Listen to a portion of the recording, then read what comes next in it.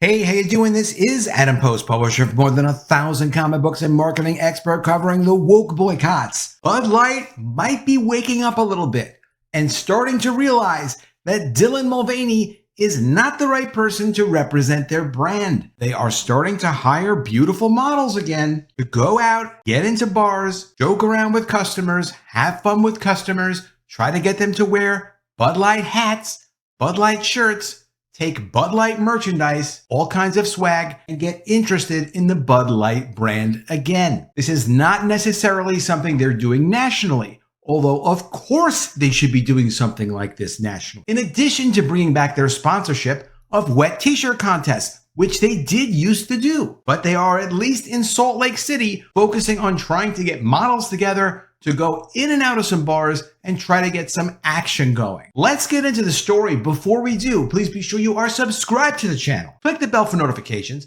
and give me a thumbs up. I really appreciate you guys. I'm trying to get up to 25,000 subscribers, so if you can subscribe, please do subscribe. A little bit of background, of course, they've already lost more than $27 billion in market value. The stock for Bud Light right now is at $55.43. That gives them a market value of around $97 billion. The day before the promotion with Dylan Mulvaney, their stock value was $132 billion. So it's gone down more than $30 billion. Recently, their sales report came out and they've been taken down as the #1 selling beer, replaced by Modelo Especial, a Mexican beer company owned by Anheuser-Busch, same company that owns Bud Light, but is distributed by their competitor, Constellation Brands. Their competitor is the one that really makes most of the money when they sell Modelo Especial. Anheuser-Busch makes something, but their competitor makes most of the money from the sales in the United States. So Bud Light is no longer #1 for the last 4 weeks of sales. That trend is going to continue. Now, Andy Ngo, a conservative commentator, put out a tweet the other day saying, "Scoop, in an act of desperation following the weeks of backlash, Bud Light is now using modeling agencies to find attractive, young, real women to go around to different bars and promote the brand with free swag." This is the actual ad. Now, this ad is also sent out as a mass email from Urban Talent Management, that's the modeling agency, to their email list of models. Basically, they're offering $32.50 an hour for beautiful women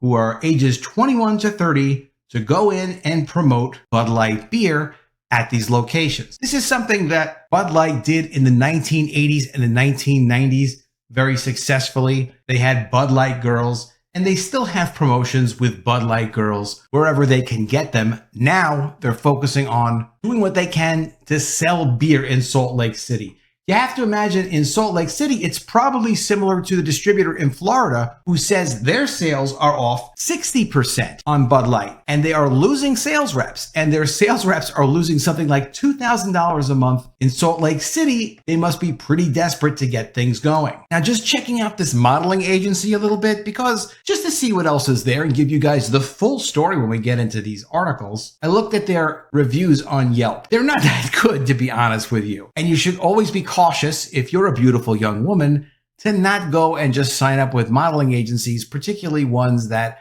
ask you to give them a couple of $1,000s when you sign up with them to learn some modeling skills and take their classes. And that's what people complain about. There are 41 feedbacks here. Almost all 40 of them are 1-star, total scam, complete scam, scam artists, stay away from these guys, things like that. And they're saying that because basically they will tell the models, hey, you guys are beautiful, you could be great, but we can't really hire you for anything until you take our $2,000 class. And that's how they suck in the young girls to work on their stuff. But basically their concern is selling classes in a lot of these modeling agencies. I haven't done enough research on this company to know if it's fair that 99% of all these feedbacks are negative. But generally speaking, when you have that much negative, it's pretty negative. The crucial thing about all of this is Bud Light as a brand has until the end of August, absolute latest, to get their sales back to where they were originally before the boycott. I have no idea how that's possible. In fact,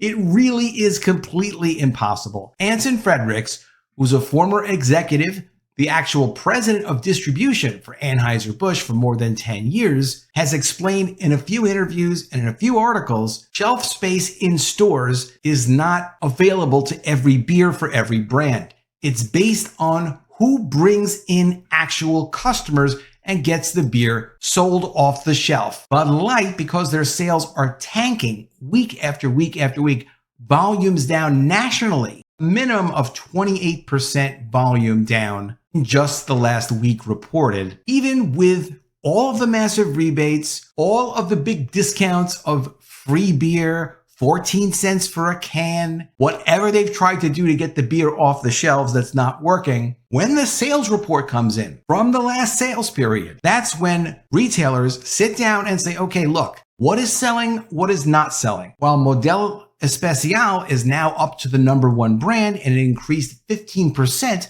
over the last 4 weeks, Bud Light has tanked. Miller Lite is also up. Coors Light is also up. Yingling is up 30%, some huge number. The beers that are selling more volume are the ones that when it gets reassessed in September are the ones that are going to get the extra shelf space. And what extra shelf space means is more sales because you're getting more exposure to the customer. But you don't just get extra shelf space. You also get extra cases that are kept in the back. Why would a retailer keep extra cases in the back? Because the hot stuff that sells out, the retailer wants to replace. They want to put replacement beer to replace the stuff that already just sold. This way it can keep selling and keep selling. The store loses money if they don't have what the customer wants. The store also loses money if they stock a beer, even if it's free, but it doesn't sell, because the store really only makes money when they're able to sell the product and then sell it again and again and again because people are buying it. This is the absolute destruction of the Bud Light brand. It doesn't mean it's not going to be sold anywhere ever again. It means as a #1 brand, it's gone. It's finished. It's dead. There's no way it can come back, because once they've lost their momentum to the degree that they did, and it's like a screeching halt, it's like a plane falling out of the sky.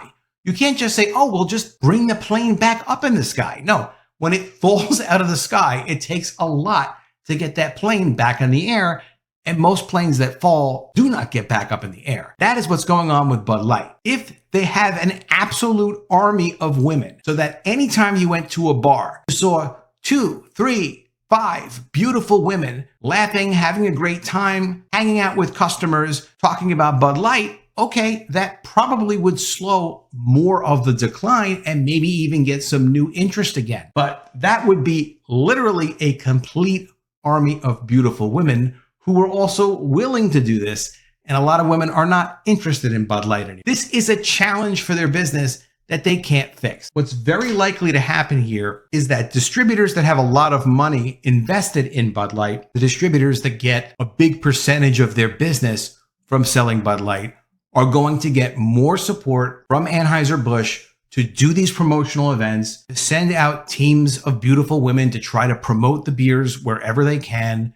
They will not go back to the places that are the most difficult. They'll go to the places that are the easiest going, that are happy to have them, and they'll be able to, over time, probably bring back some business in at least some of their locations. But Bud Light, as a #1 beer, is completely dead, completely ruined by bringing in Dylan Mulvaney and doing that one stupid social media post. But it's not just the social media post. It's how Bud Light responded to their customers when their customers were upset. They've still not come out and directly apologized and said, hey, we tried to include people that are not really part of the Bud Light brand. We wanted to make them part of the Bud Light brand.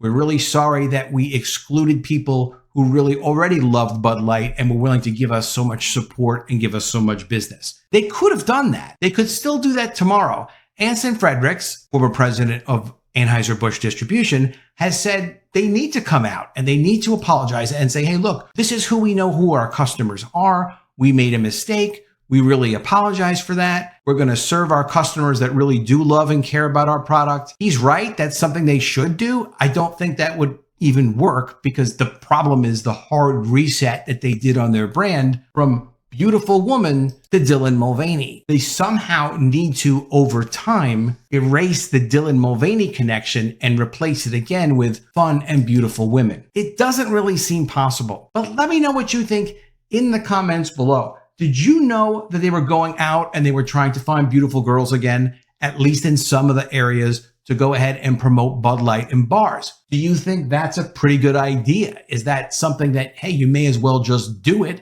It's not that expensive. They're only paying these women $32.50 per hour. How much money are you going to spend? $500 in a night to see if this is something that might help turn around the brand?